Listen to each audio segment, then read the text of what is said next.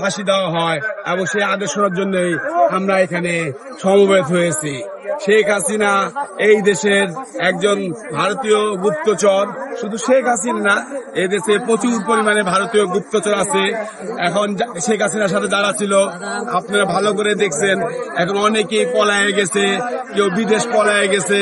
ভারতের সেনাবাহিনী ৪৫,০০০ কোটি টাকা দিয়ে পালি, সেই সেনাবাহিনীরও ৪ হতে ৫ জন লেফটেন্যান্ট জেনারেল সীমান্ত দিয়ে পালিয়ে গিয়েছে।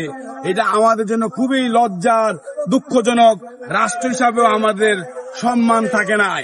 তাই আমাদের দাবি হলো বাংলাদেশের সকল প্রকার দালাল, সে সাম্রাজ্যবাদের দালাল হোক, সে আধিপত্যবাদের দালাল হোক, সে ভারতের দালাল হোক, সবাইকে আমরা হুঁশিয়ার করে দিতে চাই, তোমরা এই মাটির সন্তান, এই সয়েলের সন্তান, এই মাটির সন্তান, এই বাংলার সন্তান হইয়া তোমরা কোনো বিদেশ রাষ্ট্রের দালালি করো না। কারণ বাংলা স্বাধীন হওয়ার পরে দেখো, যতবারই ভারত দালালি করেছে, দালালি করার জন্য যত লোক এই দেশে সৃষ্টি করেছে, সবাইকেই এক না এক সময় এই দেশ থেকে চলে যেতে হয়েছে। যদি আমি বলতে চাই, দেখেন চিন্তা করে 15ই আগস্ট এই শেখ হাসিনার বাবাকে উৎখাত করেছিল মানে আমাদের সেনাবাহিনীর, দেশপ্রেমিক সেনাবাহিনীর একটা শ্রেণী।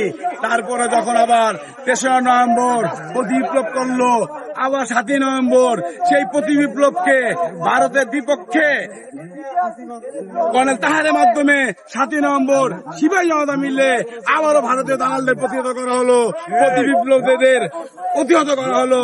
এভাবে ক্রমান্বয়ে গত 5ই আগস্ট শেখ হাসিনাকে প্রতিহত করা হলো। অতএব এখান থেকে আমরা একটি মেসেজ চাই, বাংলাদেশের